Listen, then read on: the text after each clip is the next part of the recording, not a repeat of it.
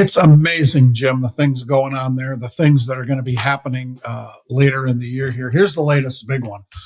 This is food truck news from the Pizza Barn in downtown Princeton. One of those big, beautiful food trucks will be at the Outlaw Music Festival in Somerset, Wisconsin on September 6th. There's several basically unknown but up-and-coming artists who will be performing there. I don't know if anybody's ever heard of Willie Nelson or John Mellencamp or Bob Dylan, but they're going to be performing at the Outlaw Music Festival in Somerset, and the Pizza Barn is going to be feeding people out of those big, beautiful food trucks. That's going to be awesome. I may try to see if Jody will make me an employee that day. I would love to go to that festival and hear Willie Nelson, John Mellencamp, Bob Dylan, among others. That what a lineup. Incredible. Holy how about that? Heck. So that's cool. So the Pizza Barn is part of that.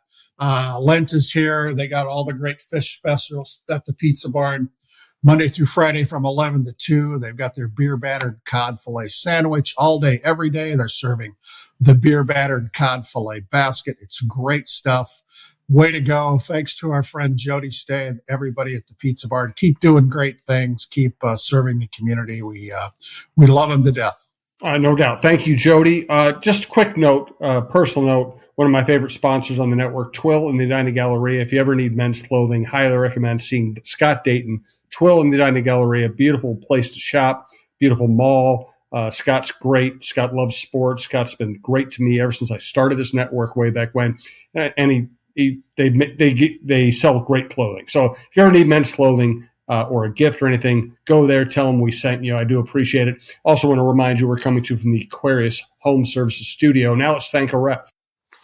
Yeah, I want to personally thank a good friend of mine named Greg Ewing. He has wrapped up a 34-year career as a wrestling official. He's really going to be missed. He's one of the great people in the world. I've known Greg for a long time. We usually have a reunion at the state wrestling tournament. If he's there this week, we're gonna have that reunion again. He's worked at state many times. His real job is in education as a teacher, a coach, and an administrator. He's given so much to so many in all those roles. Thank you, Greg Ewing. We're going to thank that ref. And this is a good time with the winter season winding down to thank all the officials, all the judges who make sure all these high school league events are held and the kids have a positive experience.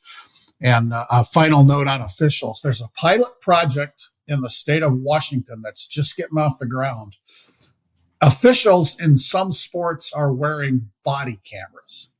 I saw a news release from the National Federation. I thought, why didn't I think of that? And it's just basic, and if you're in the stands and you're thinking of doing something stupid, well, there's cameras in all these gyms anyway, in all these games. But if one of the officials has a body camera, it's like a law enforcement person. You may think twice. And I don't know what's going to come of this. I don't know the finances of this, but good on the state of Washington to just, jump in and let's put body cameras on these people. I don't know specifically which sports, but, and I don't really know a lot about it, but it's going to be interesting to see what comes out of it. That's for sure. And basketball's got to be the worst because fans are sitting 3 feet away and they want every traveling called. Right. I mean, I loved coaching my kids in basketball at all levels, and I just couldn't stand what I heard out of the stands on a daily basis. So, and you know what? The technology for body cameras, things like that, the technology is becoming more affordable. So I hate that we need it, but I'm happy that it's available to us. Yeah, I'm curious in a year or two to see what comes out of this and what we learn and if this spreads. I haven't heard any talk of this in Minnesota, but I'm glad somebody's given it a try. No doubt. All right, let's thank your coach. Yeah, I'm going to thank a couple coaches. One is someone I wrote about a few weeks ago, Skip Dolan, the longtime Hall of Fame boys basketball coach at Annandale. Skip has announced he's retiring after this season. I really enjoyed spending time with him and some of his family members this winter to write a story about Skip. But he's not just a basketball coach. Now he is, but he's also coached. He's a Hall of Fame softball coach. He was a football coach. So when you add up all the seasons he has coached, it's 92 seasons as a high school coach. That's incredible. And that's they're gonna honor Skip. The Cardinals' final regular season home game is Friday night this week. They're going to have a little ceremony to honor Skip before the game and have a gathering afterwards. And Skip is certainly deserving of all these honors. In another coaching note, Saturday was a big day. This was at the Girls State Hockey Tournament. Jeremy Gunderson is the head coach of the Dodge County girls hockey team. In their first trip to state, the Wildcats reached the title game before falling to Warroad. Afterwards, I saw this after I got home. Jeremy posted some photos on Twitter of his daughter, Emily, watching from the stands. I don't know if he noticed this, if these signs were held up during the game or if this all happened afterwards.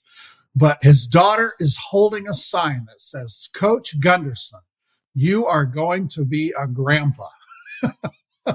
How cool is that? That's how she told her dad, the hockey coach, that she's expecting his first grandchild. That was pretty cool. I declared that the best story of the tournament, even though nobody knew about it till after the tournament. That's awesome. Way to go, Emily. That's fantastic stuff. In our thankful vein, we are going to now thank a band. I am thanking a whole bunch of bands, Jim. I'm going to try something I've never done before. The high school league, yes, we do all the sports. We do fine arts, speech, debate, one-act play, visual arts. We also do band and choir. And part of those seasons are contests. In choir and band, you'll have solo contests, ensemble contests, and then large group contests. So next Wednesday, which is day one of the Boys State Hockey Tournament, I'm not going to be at the Boys State Hockey Tournament. I'm going to drive down to Jordan for a large group band competition involving schools from that area. I've been invited for several years now to this by Peter Jepson. He's the band director at Glencoe Silver Lake. Every year he has sent me a very nice email inviting me to come to experience this. It includes the schedule. And I just, I'm going to retire. I'm closing in on my last year with the high school league. Sometime in 2025, I'm going to shut it down. And by golly, this is the time to do it. So I had a really nice, like a 45-minute conversation on the phone with Peter yesterday. I'm doing this. I said, I want to do this like I'm covering a sporting event. So we had our pregame conversation. He talked about all the preparation that goes into this. Having a band. In fact, Glencoe has two bands there. Their symphonic band and their concert band. So I'm going to sit in the auditorium in Jordan and watch a whole bunch of bands and write about it, just to kind of explore what this is like. I was a band parent. All three of our kids were band kids. I know what that's like, but I'm going to try to write something about that. I know it'll be fun. I love listening to high school musicians, whether it's a pep band or a marching band or a concert band. So let's stretch our legs a little bit here and see what we can come up with. So that's where I'll be next Wednesday. And by next Wednesday, guess what? I'm taking a band trip. The high school my wife works for needed chaperones for a trip to Austria and Germany. So my wife and I are chaperoning a high school band on a trip to basically Sound of Music territory, and I can't wait. I'm going to Jordan, Minnesota. Look where you're going, man. We're doing so. One of us is doing something right. Well, I'm very lucky. I'm very lucky to have this opportunity. It's not anything I earned. I'm just getting to do it. So really looking forward to it, though. That'll be awesome. Have a great trip. Yes. Let's get to the most valuable teammate of the week. Yeah, this great award we do every week. Kira Cobbs, she's a senior at Chatfield High School who's involved in dance. And Kira is everything a great leader should be. She gives it her all every day.